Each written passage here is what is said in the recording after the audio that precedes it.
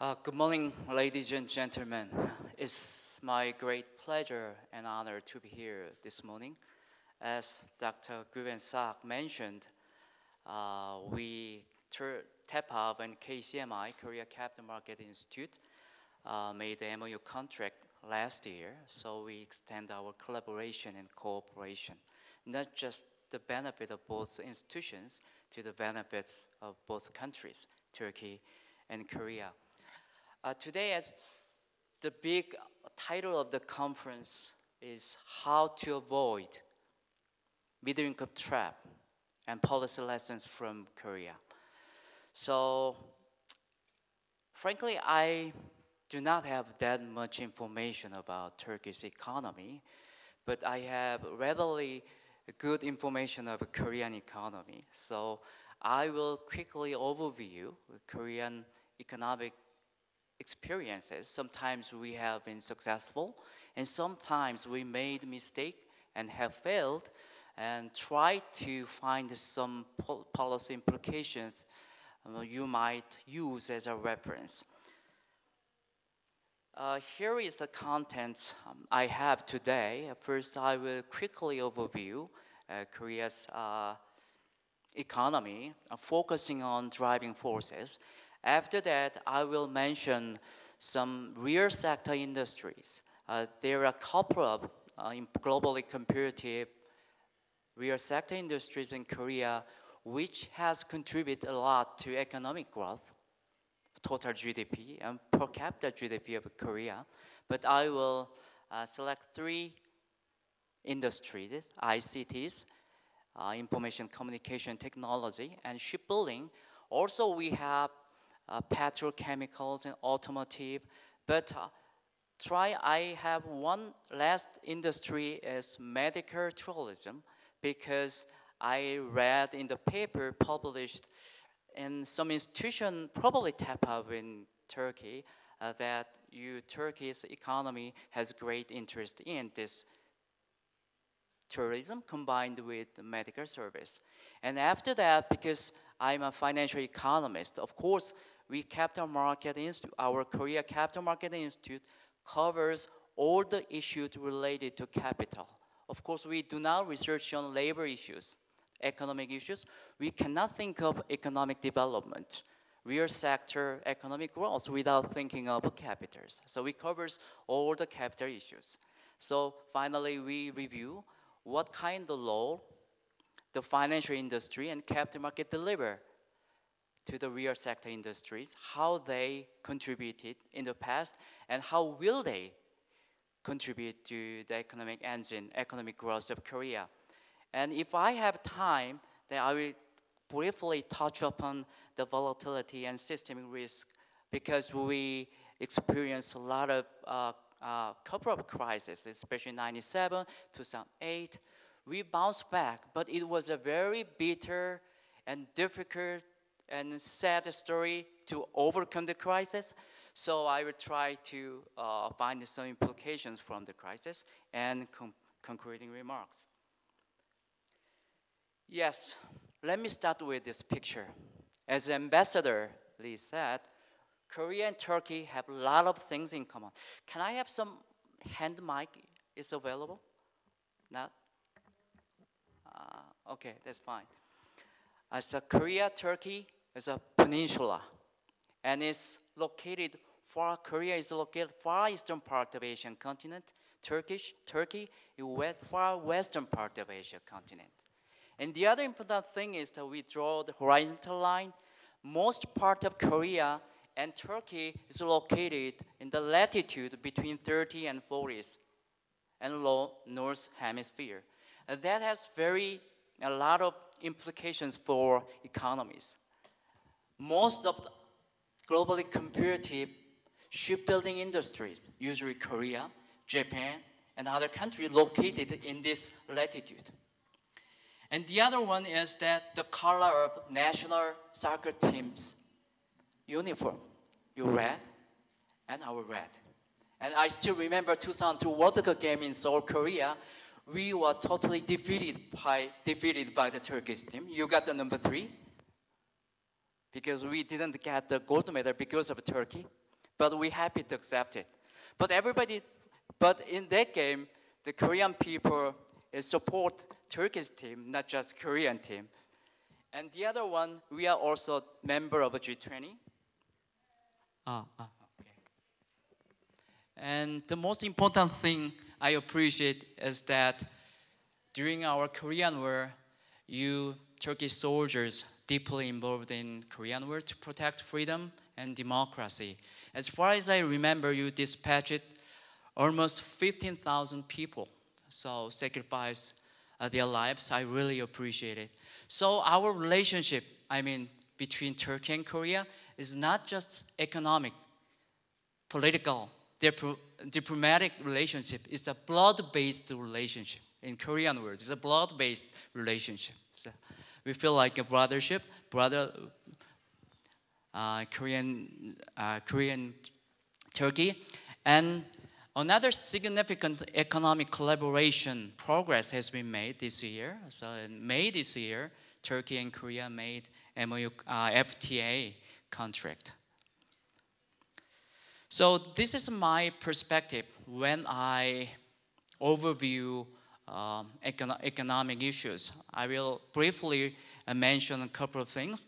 First, regardless of countries, well advanced or emerging, regardless of countries, from the perspective of policymakers, the most important ultimate policy goal is how to activate economic growth, upside potential, without threatening the economic stability. The reason why I emphasize the latter one, economic stability, is that we already experienced, probably Turkey too, a couple of economic turbulence, and it's very, very difficult to come over. So how to strike a balance, two pillars, is important. Specific policy measures in place is different, but every country should strike a balance between two things. Second, I will be more specific in discussing specific issues, but the history of Korean economy is a history of transformation and adaptation of new economic paradigms. If we successfully adapt to domestic and global economics paradigm change, then we have been successful. If we do not, we made a mistake. We made a failed. So we have to remember that. And third one is that it's a kind of very intuitive, that at first stage of economic development, government take the initiative. But economy advances, private sectors gain power and exert more influences. And similar vein, as the economy develops and open up to the global economy, the economy depends more on private sector finance, finance services industry, and capital market. So this is 4 points I have in mind when I explain and discuss more detailed issues. Let me start with this slide. Actually, I saw this picture for the first time last year from the Dr. Guibensak's presentation material we co-organized in Seoul. I have never seen this before because I have never chance to compare the Korea's economy with that of Turkey. The left-hand side is total GDP, current GDP, and the right-hand side picture illustrates per capita GDP. The point I'd like to make in this slide is that until early 1980s, both in total GDP and per capita GDP, Korea's GDP and Turkey's GDP is very similar. But from the early 80s, something happens, I don't know. The gap between the GDP of both countries has widened in total GDP and per capita GDP. So from economic perspective, what made the difference? What factors are working here? The very challenging and tricky question. It's almost difficult to find the exact answer, but I try to find the answer from my point of view today. So let's take a look at what happened to Korea early 1980s and before the financial crisis, 1997. In industry policies, before 1980s, Korea depended on two major industries, light industries like textiles, and we also have heavy industry, but chemical heavy industry. But from the 1980s, we tried to transit Korea's economy into more sophisticated one. The good example is electronic industry, which Samsung has deeply involved.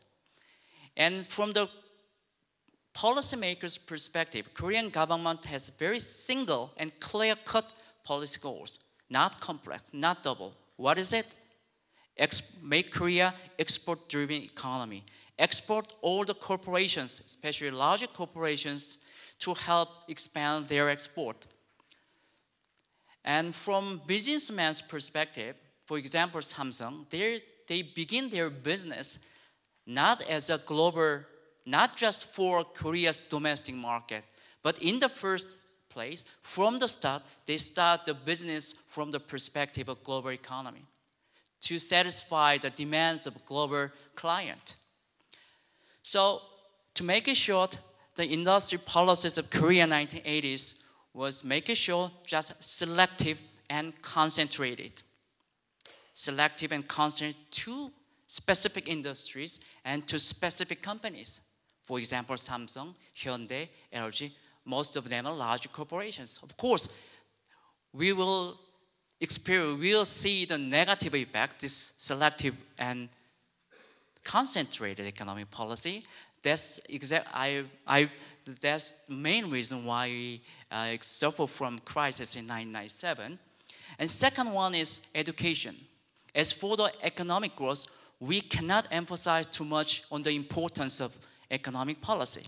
Of course, culturally, historically, we respect professors, scholars, the family, parents sacrifice themselves to support the education of their children.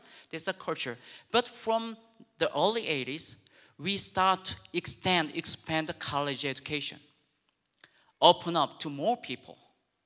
So this is a very important pillars for supporting high-tech industry, which would play a significant role in 90s and until now. And monetary policy, from early 80s until 1997, we experienced financial crisis. We have a total monetary supply targeting instead of inflation targeting. That means our main policy goal is to mobilize as much of capital to support large corporations for the industry investment. So there's nothing free in the world. So what Korea's government had chose was to sacrifice price stability to the benefit of mobilization of capital. So at that time, we experienced double-digit inflation. But now our inflation rate is 2 or 3%. But at the time, so we supply as many capital to the industry at the expense of price stability. And financial policy, early 80s and 90s, financial sector did not contribute a lot for economic growth of Korea. But from early 80s, Korea tried to privatize commercial bank, also provide a meaningful infrastructure for the capital market. And another important event I would like to mention is opening of a capital market. I'm not sure where Turkey's capital market is fully opened. It is? Yes, we did in 1983. Some people, some economists blame this policy for the main cause of our economic crisis in 1997. But anyway, this is what we have done in this period. And the bottom line is that considering global economic environment and domestic economic development stage, it was very effective economic transformation combined with favorable world economy. At that time, US President Ronald Reagan and UK President Margaret Thatcher, Prime Minister, they support free trade. Free trade is important for the export-driven economy like Korea. We heavily dependent on export. That provides very favorable environment for us. Anyway, at the time, we had been successful adapt our economy to the new environment, so we have been successful. However, in 1997, we have totally unexpected. We experienced financial crisis. Why? Because we can illustrate a couple of reasons, but heavy reliance on average. During early 80s until 1997, before the crisis, the main driving forces which push forward Korea's economy is selective and concentrated industry policy, and second one is make use of high leverage, especially in terms of large corporation. I will show you in the next slide that at early 80s, the leverage ratio, I mean the borrowing, amount of borrowing over capital, equity capital is about 4, 5, or 6 times larger than our corporation's equity capital. This is a very high leverage, a high risk business strategies. So there's no free lunch in the business and economic policies. So because we enjoyed this high leverage during about 15 years, but this policy began to show the negative impact. We have economic problems. This heavy reliance on leverage is played a very detrimental impact to the Korean economy. Second one is sudden stop of capital flows. You know, I'm not sure how much Turkish economy depends on export and import, but Korea is an export-driven economy because Korea is small and open economy, heavily reliant on overseas market. And more important thing is that at the same time, we don't have international currency like US, UK, or EU. That means, what I mean by we don't have international currency is that we cannot, especially during the turbulence, during the turmoil, we cannot finance the capital with Korean won. All right, you have lira, right? But we have Korean won. It's an international currency. So, if they withdraw the money, capital from the bank, from the capital market, the liquidities, capital liquidities dries up. That's exactly what we have experienced during this crisis. Sudden stop of capital flows. And the other one is that lack of current surplus. From the perspective of foreign investors, the most important macroeconomic variable is the current account balance. That's similar to if a country enjoyed current account surplus. That means that's just like a company, for example, Samsung, enjoys all positive operating income. So if that is the case, even though they burdens high leverage, that does not matter. But if they suffer from current account deficit, and at the same time they use high leverage, I think that's a very bad idea. That's not a good idea. That's the reason why I suffered crisis during this period. And the other important issue I'd like to stress is underdeveloped capital market, because most of commercial banks during this crisis have problems. There are a lot of distressed loans, non-performing loans are created because many large corporations have filed for bankruptcy and fall into default. So from the perspective of government and large corporations, to mobilize capital, to mobilize money, they need to have some other channels, financing sources. That is the function exactly capital market should deliver, but at that time, we do not have that well-functioning capital market. So that's the lesson we have learned. The first thing the Korean government did just after the crisis is to make a plan to develop Korea's capital market. So the bottom line, why? During this period, we have not been effective in economic transformation, especially in the financial sector. That's why we have problems. So this is a leverage ratios. 1997, just before the crisis, the leverage ratio of large corporations listed in Korea's stock exchange is almost, almost more than 4 times, almost 450%. No. That is government debt. Corporation, this one, almost 400. But the leveraging process is going on.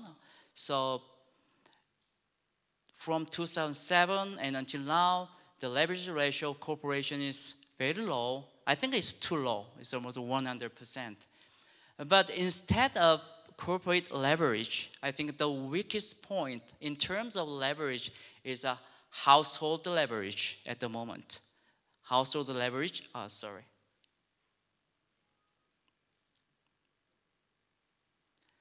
The leverage household debt over GDP increased dramatically. So we Korean government and policymakers worry about it. And Korea's fiscal budget, fiscal condition, fiscal position, government, public finance positions readily safe and sound compared with other OECD countries and other advanced countries. It's around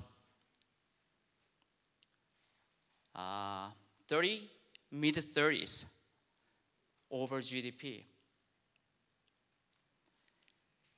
And I mentioned before that the reason why we consider at the same time not just economic growth, but economic stability and financial stability is that it's very hard for economy to recover from the crisis.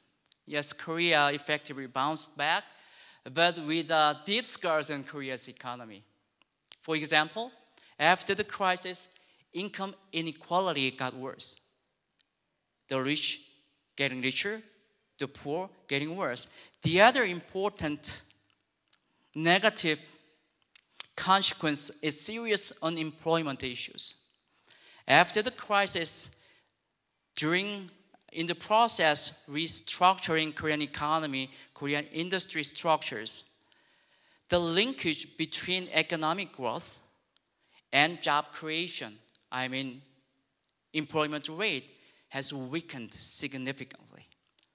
So how to address this problem is not just economic issues, political issues. So Korean government and policymakers and congressmen as well all are concerned about this issue at the moment.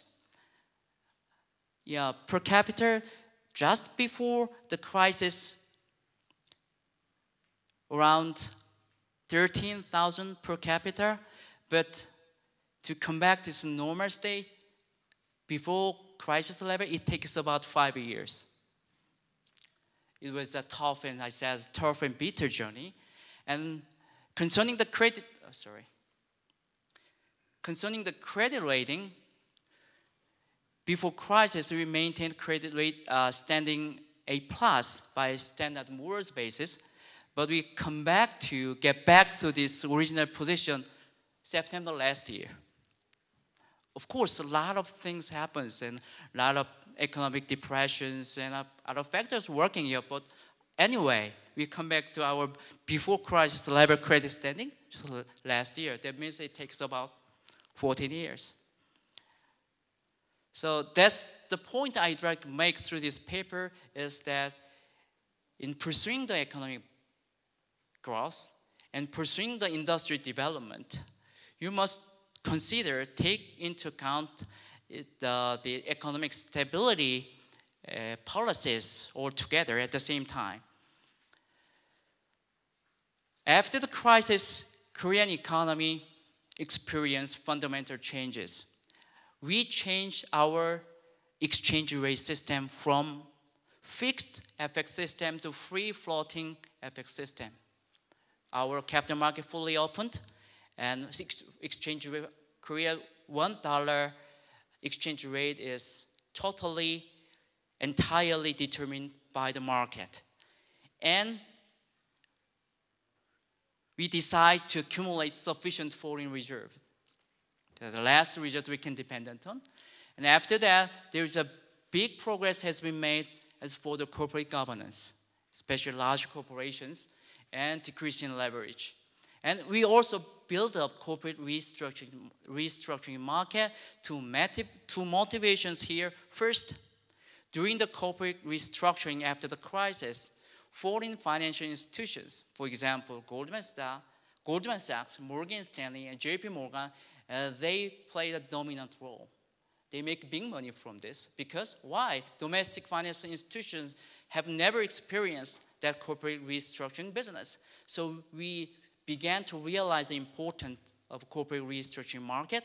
And at the same time, if we have well-functioning corporate restructuring market, that's the very important basis to make Korean economy to aggressively and audaciously invest in high-tech and risk investment. Because if something happens, something wrong, corporate restructuring market recycle it and take care of it. And as I told you, activation of capital market is important policy agenda. And at the time, another thing I missed here is related to capital market is that Korean government and economists began to realize that totally economic growth, totally based on large corporation, is not sustainable at all.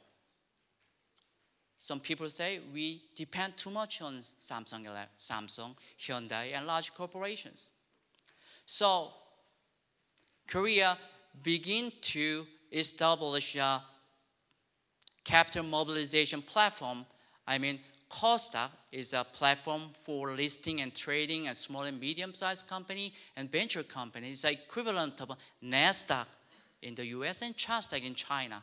We built up this trading platform 1998, and it encouraged many small and medium companies mobilize capital through the market. So now we have, in hardware basis, we have semiconductor companies like Samsung Electronics, and compared with hardware, Korea's ICT industry show weakness in software, but we have very small and medium-sized venture companies working hard, but very small companies, for example, generating softwares and game makers. So we have, from this period, we have taken two-track policies for economic growth. One is still pushing forward large corporations, but they are large enough. They can take care of themselves. They do not need government help anymore. We need to encourage and activate the other one, small and medium-sized enterprise. This is what Korea's new president, Ms. Park, announced when he took power in the new government. But we thought we took care of ourselves very well, but another crisis we have experienced, we have to face with. This is not a problem, this is not brought about by domestic Korean problem, it's come from the outside. The subprime crisis at 2008. The striking feature of this crisis is very different from that of before, because this is just a liquidity crisis, not economic crisis. But at the time, we enjoyed sufficient amount of current account surplus, usually trade surplus, and sufficient amount of foreign reserve. But we have to But if there is a bad news and global economy, financial market is trembling, shaking, exactly the same thing happens. Sudden stop of capital flows, exodus of capital flows happens. This is entirely confined to financial sectors. So, from this 2008 subprime crisis, we learned very important lessons. This is one of the most important points I try to make today's presentation. To deal with this crisis, we need to have their perspective, not our perspective. At the time, Korean policymakers said, our banking system is safe and sound. We have sufficient amount of foreign reserve. We don't have to worry about it. But withdrawing the capital is not Korean government's business. It's their perspective, their business. So from this time, we began to understand that crisis, this is sudden stop of capital flows. Sudden stop of capital flow is the Achilles heels in terms of Korea's economy. Probably, I don't know, but Turkish probably might experience similar things because you don't have international currency like US dollar or euro. We need to respect the other people's perspective. What? So, from this experience, we put a couple of policy measures in place. These variables, sometimes financial variables, macroeconomic variables, are the variables foreign investors and even foreign governments always pay most attention to. They evaluate, decide whether certain nation's economy is healthy or unhealthy based on these variables. First, banks' foreign exchange short-term loan. At the time, Commercial Bank of Korea, heavily reliant on the foreign currency, mostly US dollar financing from European and US commercial bank. Second one is FX forward derivatives. And the other one is loan-to-deposit ratio. When it comes to capital market, the important variables from the perspective of systemic risk is the credit rating and CDS premium on government bond, credit default swap premium on government bond. In Korean case, foreign exchange stabilization bond traded in the global economy, in global market. In Korea, in normal state, this CDS premium, credit default swap premium, based on Korean government bond, moves between 100 basis, 120 basis. But during this crisis, it skyrocketed up to 700 basis points. But just before Abenomics began, just a couple of months ago, we enjoyed very, very low CDS premium, around lower than Japan and China, around 50 basis points. That means, but now it's get back to the normal state, 100, 120. But this is regardless our willingness. This is very important variables for the investors pay attention to. So after that, 2008, we revised our Korea's economy once again to adapt to their perspective. Because we respect their perspective. Korea is a small open economy, heavily reliant on overseas, export-driven economy, overseas market. We have to respect the other people's perspective. So we revise it once again. And now, the economic policy, from the economic policy, we experience fundamental paradigm shift. So we already enter into low growth, low interest rate era. So Korea's on average GDP growth rate is around 3%, and interest rate is just below 3%. We already enter into this matured economy because Korean economy is aging economy. So more and more people are getting older. That means they are retired. They live their lives based on pension plan. this fundamental change also bring about changes in economic policies. For example, in the past, keeping low interest rate is important to boost up the economy. But that does not work out that way these days. Because why?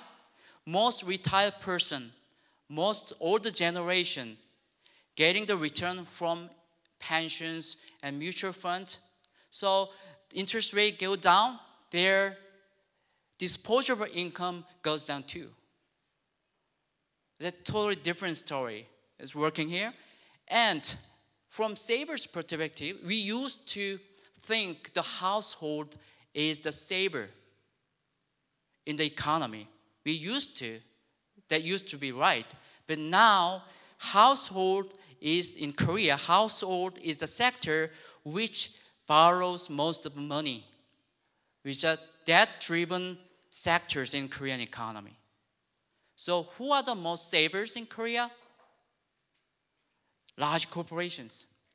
Many corporations listed in the Korea Exchange is a big savers, not household. Household are not savers, they are borrowers. So the basic assumption of Korea's economy has dramatically changed. So in response to this, we need to change our economic policy. So new President President Park tried to change the Korean economy. Now we need to find new growth engine for next generation. So she announced that to make Korean economy more creative economy. This is a very abstract term, but what she means by creative is that Korea has IT industry, globally competitive IT industry and software, hardware. So based on ICT industry, combine the other industries, integrate the other industries. That's what she means when Korean government mean by creative economy. So combination of ICT industry with shipping industry, with biotechnology industry or automotive industry. That's what we are trying to achieve, aiming at in the next generation.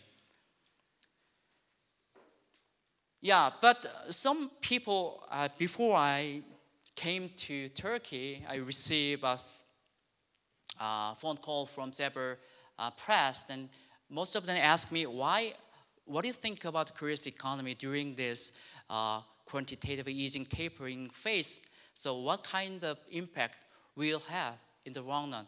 But unlike the former two crises, 1997, 2008, in this time, we don't have any problem at all. In capital market, commercial bank, economy. And CDS premium still maintain around 100. No sign of crisis and turbulence. Why? I would like to say one big reason is that policy measures, we have problem already in place through the experience two crises. And on top of it, most important thing is that we consistently maintain our current account surplus. But the problem from the part of Korea is that most of current account surplus come from trade surplus. We can break down the current account surplus three categories. One is trade surplus, balance of goods. The second one is service trade, for example, medical service, tourism, whatever, the service industry. The other one, third one, is an income balance of income. It's a surplus coming from the securities investment in other companies through the equities and bonds. So my recommendation to Korean government is that, okay, current account surplus, we enjoy it, but this is systemically important macro variables. We are too much dependent on commodity balance. We need to diversify sources of current account surplus toward service balance and income balance. And income balance is an area where financial sectors and capital market can play. And another economic policy at the moment, currently in Korea, is that emphasize innovate SMEs. Because in Korea, I mentioned before, after the crisis, the linkage between economic growth and employment has weakened. So politicians a National Assembly congressman make big voice. Something has to be done to take care of these issues. Most of votes are coming from the people, not rich persons. So in Korea, we usually call this 99-88. When it comes to number, SME, small and medium-sized enterprise, takes up 99%. And concerning the employment rate, 88% is accounted for by the SMEs, not for large corporations. So we need to activate, invigorate SMEs. In Korea, what striking feature I never experienced before is that more and more power is going from the administrative government to the politicians, National Assembly. That means there's a natural process as our politics develops. But what does that mean? That means that politicians, unlike policymakers and regulators, they have more incentive to listen to the people's voice. So this is basic economic policy we are pursuing these days. Yeah, current I emphasize important current account. So this is quick overview and what we did, what we are doing, and what we have to do in the future. The next topic is growth engine for Korea's economy. First, I will pick up a couple of industries. First, ICT industry. We used to call this IT industry, but in Korea, ICT industry, information communication technology.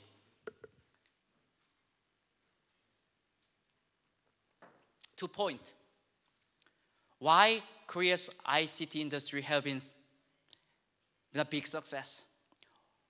Why Samsung has been tremendously successful in their business model.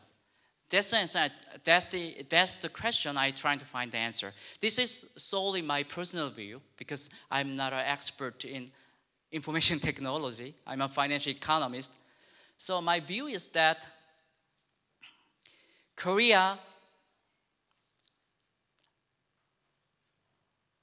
came up with the business strategy and industry policies which is very smart and which is best suited, matches very well the Korea's global competitiveness. So to make it short, Samsung started its semiconductor DRAM business in 1983, go to Japan in 1998. Until then, up to now, they're still a number one. For example, in every respect, sales profit market, Samsung Electronics is number one, and Hynix is number 8. If you take a look at, not shipbuilding, is a typo, ICT industry in the world. Sorry for this. This is my intuition and idea is that if any industry showed this type of technology changing pattern, I think Korea has comparative. So what I'm trying to show you, what this picture demonstrates is that this is a life cycle of semiconductor DRAM, over which Samsung has global dominance. So if we take a look at the life cycle of semiconductor DRAM, 256 mega DRAM, 512, 1 giga, 2 giga, regardless of the capacity, the life cycle changing pattern is very similar. Similar pattern repeats itself. It means when it was born and it takes 1 year to get the market dominant player, and takes up the significant market share about 3 years. After that, it dies. Similar pattern repeats itself. What I'm trying to say from this picture is that there is no significant or fundamental change in the ICT semiconductor DRAM technology. Of course, technology evolves. The similar pattern continuously changing technology. So similar pattern repeat itself. Under this environment, the most important thing is aggressive and decisive decision making by the owner. You know, Samsung, Igoni is a very strong leadership, charismatic leadership. He can make decisive decisions. And that means transformed into speed up their production of another version of semiconductor DRAM. And even Korean people are very, hardworking. We can work 24 hours a day, even. Not a single person. With 3 teams are recycled 8 hours a day. So under this technology environment, I think Korean people is a very globally comparative. This is my view of why Samsung has been successful. And the other business strategy, which I think very smart, is that Samsung selected very predictable technology path, right? And widely applicable electronic product. What is it? Semiconductor DRAM. It's widely applicable. Without semiconductor DRAM, we cannot make smartphone, iPad, TVs, computers, whatever. It's widely applicable. And mass production is also the property of this ICT industry. So I'm not sure whether the founder of Samsung or CEO of Samsung have these factors in mind when they first start semiconductor business. But it turned out to be that they have come up with a strategy which is best suited for Korean people. So my recommendation is to Korean government, try to find the industries and technologies which evolves like this. Not dramatic change, the similar pattern repeats itself. I think certain part of biotechnology is another example. So why you say, well, Korean industries invest a lot in the biosimilar industry, or pharmaceutical industries. And we can contrast this business model with that of Apple.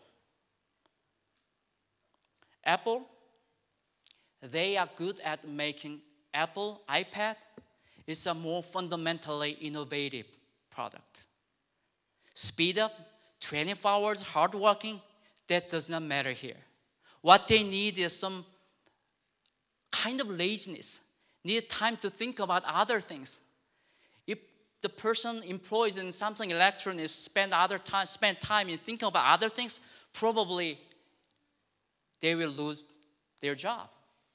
Under that environment, that kind of thing does not happen. So this is totally different. But this innovate area also important for Korea's perspective. So the best way to encourage this kind of person is in different corporations. That's what we expect from small and medium-sized enterprise, innovative companies. Different platform from the Samsung Electronics. This is a picture, my favorite picture, Giacomo Bella, Italian fine artist. This picture is not clear that the title of this picture, Dynamics of Moving Dog. But let's take a look at the front leg of this dog. But originally, this dog has a front leg, 2 legs, but there's 10 legs. Because why? This Giacomo Bella, Italian fine artist, tried to capture the 5 different points of time in the same plane. They tried to capture moving process in the same plane. So every time I look at this pattern of semiconductor DRAM evolution, it reminds me of this picture. That's why I add pictures in this slide. And I see in this, yes, in terms of finance,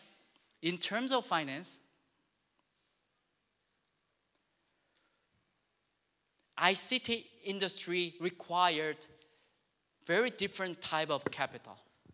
That means capital market must play this function to support Korea's ICT industry. What is it? We cannot, at the moment, you read the Financial Times, Wall Street Journal, that Samsung Electronics and Apple fight with each other over the patent right. It's a huge amount of money. But this ICT industry getting bigger, more complicated, more sophisticated, so we cannot think of developing new product in this ICT industry without having access to the patent right, the copyright, intellectual property, in the property right. So this is a new function that we require for the capital market, new capitals, and this is invention capital. Invention capital, Korea has fund solely based on, specialized on investment and invention capital, copyright, patent right. So this is very important financial infrastructure to support real sector industry, which entirely depend on patent right and copyright. All right. The other one, this is a picture.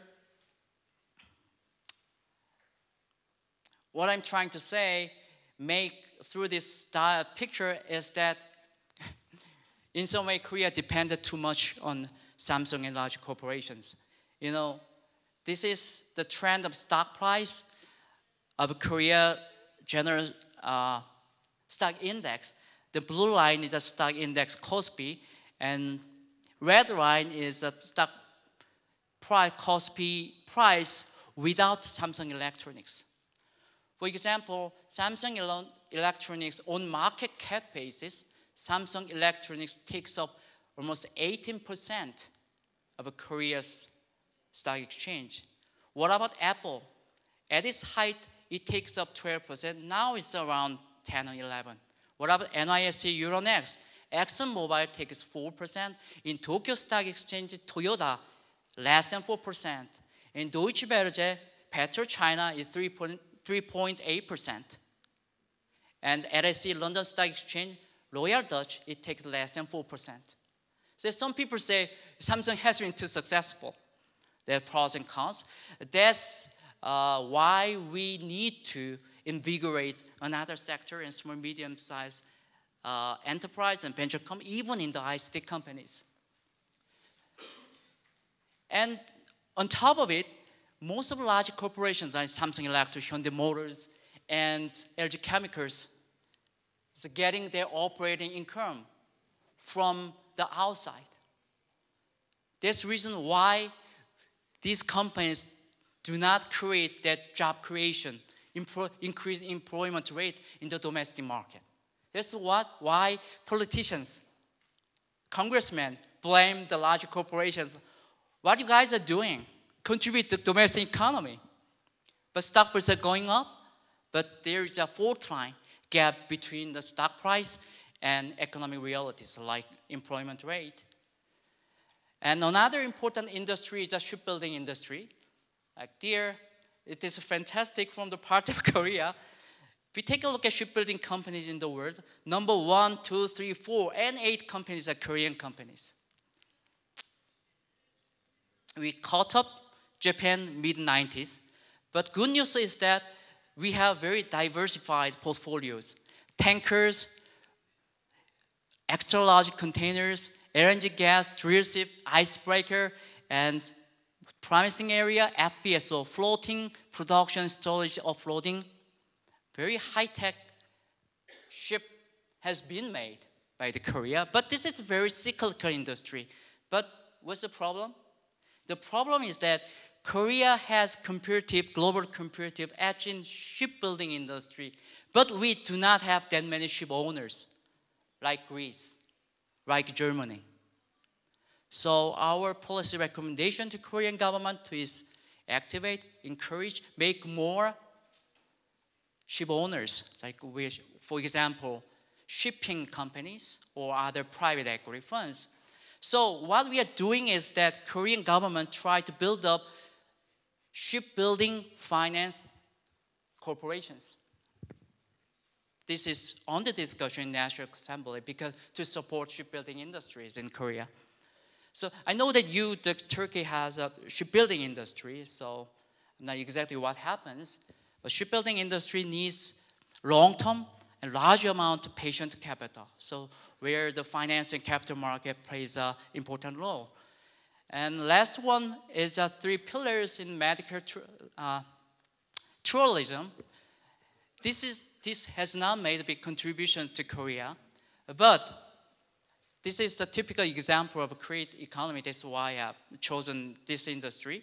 In Korea, we have many visitors coming from China.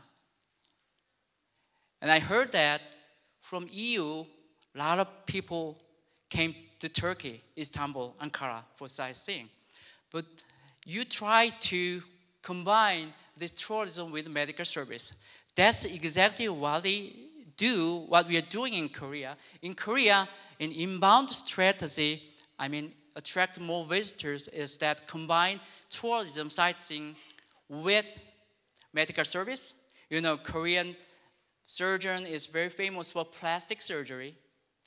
You know, Chinese people and Korean people is very similar in physical appearance. Probably they have more incentive to depend on Korean plastic surgeon rather than US, UK surgeon, because they think Korean people are more get used to this type of face. So, and even in Korea, we combine this industry with the wedding industry. Many people from China, Japan come to Korea to make a wedding in Korea. So this is what we are doing, very similar in Turkey. And outbound strategy, we push out our tourism industry outside, combine the medical industry, but it's not just tourism, it's an infrastructure investment. Build up, for example, we constructed medical building in Indonesia and export the medical facilities and other pharmaceuticals and drugs, and also expert doctors and nurses. That's what we are aiming at trying to do in the future. But compared with Korea, we have medical service, we are global edge, but the tourism, art, and culture, compared with Turkey, I think we have our own unique art and culture, but in depth and breadth, I think you have much more comparative advantage here in Turkey. And finance, we need another funds to invest in these areas. Yes, I need this last point I'd like to emphasize as growth engine for Korea's economy is education. 2 points to make. In Korea, college education rates are the highest in the world. The proportion of high school graduates who enter into college is almost 80%. It's number 1 in the world. Compared with OECD average, EU average, I compared to Turkey. Turkey is rather high, but this high rate owes its success to the college education expansion strategy I mentioned in the early 80s. And second one is that most of funding sources come from the private sectors, not government-sponsored money. This picture shows that OECD average funding sources, public funding sources account for almost 70%. And even France, 51, even UK, US, 36, but Korea only 27%. Why? We have, first, parents interesting is not appropriate word. They are actually obsessed with educating their children. Obsessed is an appropriate word. And second, we have student loan provided by the commercial bank. This was introduced in 1981. But from the commercial bank, if we provide a loan to the students, they need to finance money based on an already provided loan. This is what securitization must work. A securitization based on student loan was introduced in 2005 and 2009. Korea Student Aid Foundation was constructed and take care of all the issues concerning student, high college student education, including the financing issues. Yes, I will skip it over finance, services industry, and capital market. I have more chance to talk about it as a panelist. So let's go go directly over to the concluding remarks. Yeah, it's just wrapping up. Economic policy that balance growth and stability. So Korea, Turkey, we have to deal with different problems and different situations. But regardless of the country, we need to consider both at the same time. And times are different. This is an important point I'd like to make today. Yes, Korea is a very good reference. Sometimes we have succeeded, sometimes we may have failed. But you cannot take the same approach. Time has changed a lot. In what ways? Two ways. 1980s, 1970s, government take the initiative, develop real sector first, and after that, financial sector. That works because there's no problems for government spend the money. But now, regardless of countries, advanced, emerging, Turkey, Korea, US, Japan, no government has that much money to spend, waste the money. So it's very hard to entirely significantly depend on government spending or investment. That's the reason why we need to develop private sectors and financial market. Especially expanding the government spending is very sensitive from the perspective of foreign investors, foreign government. So we should be careful about this. And every country has its own source of systemic risk. I mean, the source of systemic risk is different country by country. In Korea, our Achilles heel is a foreign exchange market and foreign exchange currency market.